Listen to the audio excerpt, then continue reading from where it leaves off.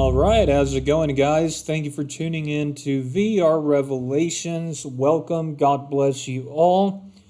It is the year of our Lord 2024, August 4th, and I have more follow-up news here concerning the situation between Iran and Israel. Of course, Israel and the U.S.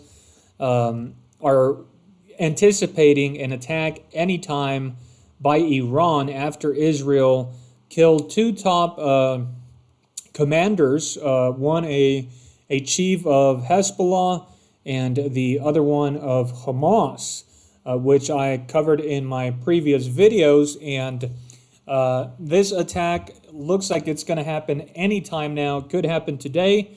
According to some articles here, the U.S. has warned that it could take place by Monday at the latest, so that would be tomorrow. Also, the U.S. and I believe Britain or the U.K.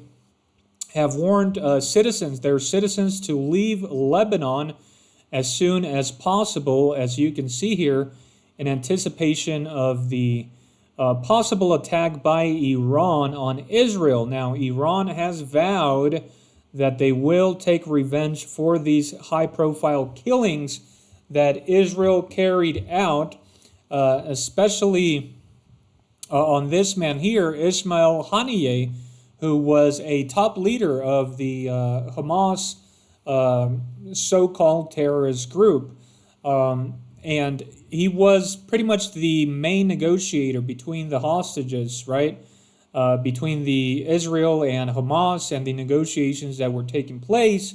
So the fact that Israel decided to kill him while he was in the capital of Iran just kind of tells us that, Israel was not looking to negotiate and that they are actually trying to escalate the conflict. Now, I think Iran has released reports showing that the way that Israel carried out the killing here on Ismail Haniyeh was actually through some sort of bomb that was planted in the hotel room about 2 months prior to him being there. So, yeah, we know that the Mossad is one of the top intelligence agencies in the world. And the fact that they were able to estimate, that Ismail would be there 2 months prior to his actual arrival is pretty incredible. And, it just goes to show you that the intelligence collection there by Israel is top notch. And also it's pretty embarrassing for Iran, of course. So let's go ahead and jump into these two articles here. Again, we're anticipating or we're waiting for an attack here anytime soon. It doesn't seem like Iran is going to telegraph this attack like they did with the previous one, where they warned Israel that they were going to launch, hundreds of drones and missiles so that Israel, the U.S., and the U.K.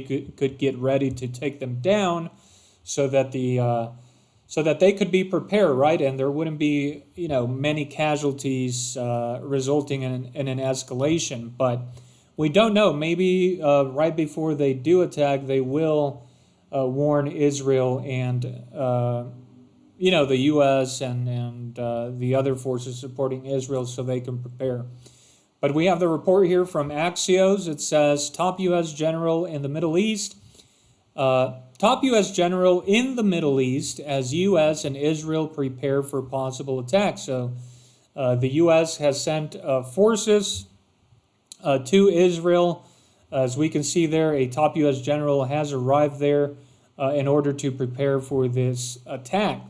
The U.S. general in charge of American forces in the Middle East arrived in the region on Saturday as preparations continue for a possible attack against Israel from Iran in retaliation for the assassinations of senior Hamas and Hezbollah leaders, two U.S. officials said. Why it matters. General Mikhail Kurilov's trip to the region was planned before the recent escalation between Israel, Iran, and Hezbollah, but he is expected to use the trip to try to mobilize the same international and regional coalition that defended Israel against an attack from Iran on April 13th, as U.S. Officials said. So looks like this general here was there on that prior attack that I mentioned, where Iran actually warned Israel, on the day and time that they would launch this attack, wherein Israel, with the help of the U.S., the U.K., and Jordan, were able to take down most of the drones and the missiles. So it says 3 U.S. and Israeli officials said they expect Iran to attack Israel as early as Monday. Could happen today. Iran and Hezbollah leaders have vowed to retaliate for the assassinations of Hezbollah's top military commander, Fuad Shakir, and Hamas political leader Ismail Haniyeh. The U.S. is boosting its forces in the Middle East in preparation for a possible Iranian attack against Israel and sending more warships and fighter jets to the region, the Pentagon said on Friday. U.S. officials expect any Iranian retaliation to be from the same playbook as April 13 attack on Israel, but potentially larger in scope, and it could also involve Hezbollah in Lebanon. And of course, that's why the U.S. and these other countries have warned their citizens to leave Lebanon because, they are anticipating Hezbollah to get involved this time. Again, the fear here is that, Hezbollah is a much bigger army. They are much more capable than Hamas.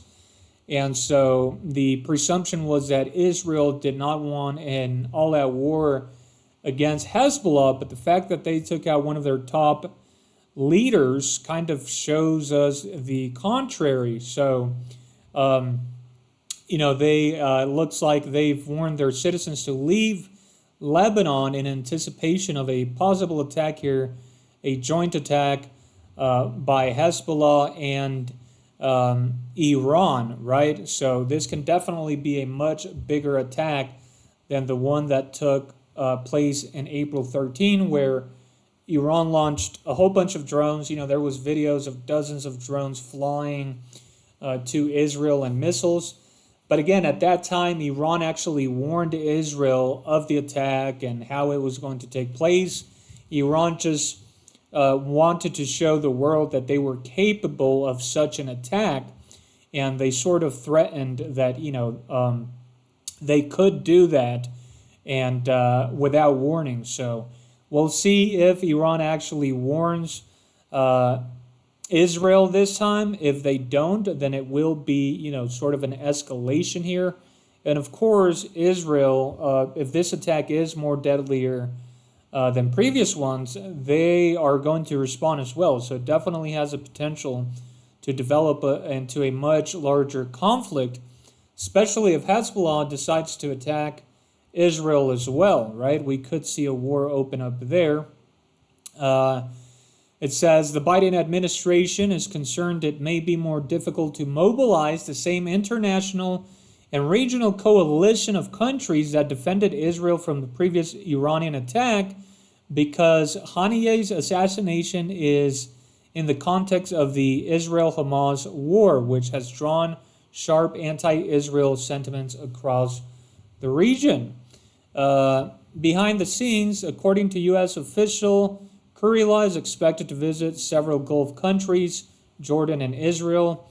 Jordan will be a key stop on his trip.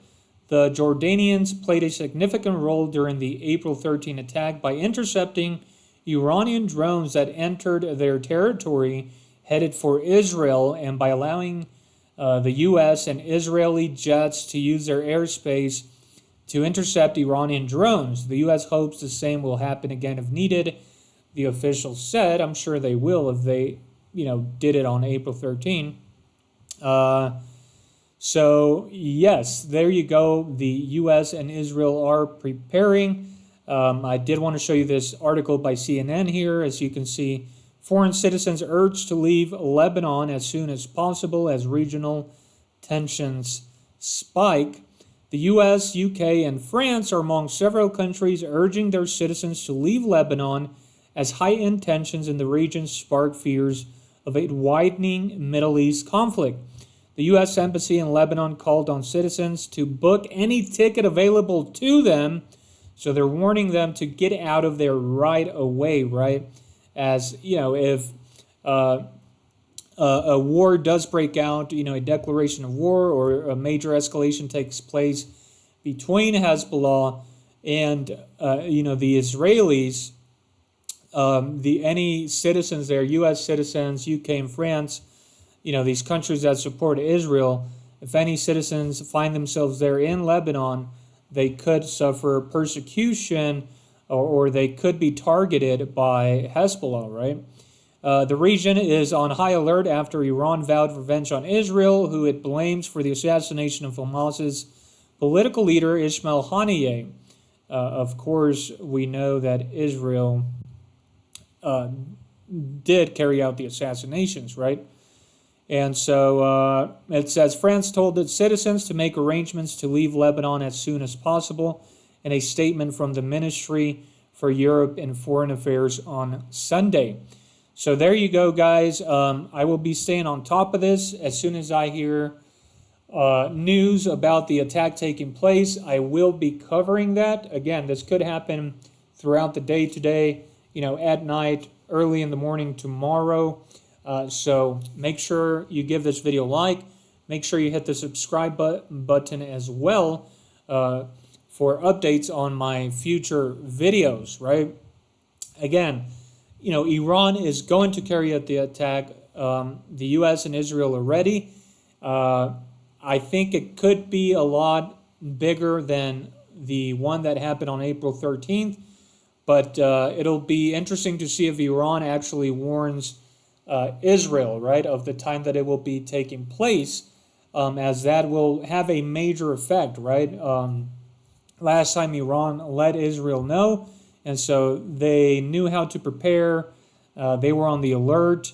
They shot down most of the drones and missiles, but if they don't receive such a warning, they could be caught off guard a little bit, right?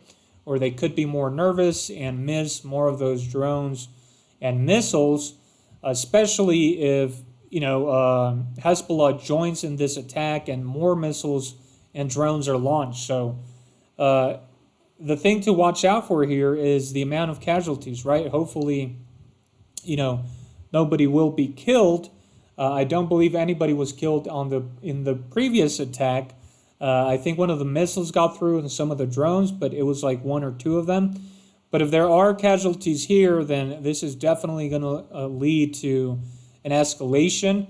But again, I feel like the U.S. and Israel are sort of baiting Iran into attacking, right? Into killing or launching attacks that could be more, that could have more casualties, so that Israel and the U.S. will have more of a pretext to declare war on Iran, right? Up to this point, we really hadn't seen any sort of attack by Israel on these high-profile figures, such as these two men here. And the fact that one of them was a top negotiator for the hostages just kind of shows you that, Israel is looking for war. They're looking to continue the fighting, and they are carrying out these attacks knowing that this will give Iran a reason to escalate the conflict, right? And so we know that the U.S. wants a war with Iran, and that's pretty much on both sides, right? Democrats and Republicans. So I think they're definitely working together, and I think Iran sort of knows that. That's why they telegraphed the attack on April 13th. That's why they warned Israel. That's why they, made it known to the world that they warned Israel about the attack, because they want the world to understand that, they're not the ones that are looking to escalate the conflict, right? And so we'll see if that takes place here. I'm guessing at some point, they're going to have to take more serious measures and respond to Israel in a more serious way, or else the Iranians are just going to get tired of their leadership for allowing these things to take place, right? So I'll definitely keep an eye out, guys. Let me know your thoughts down below in the comments.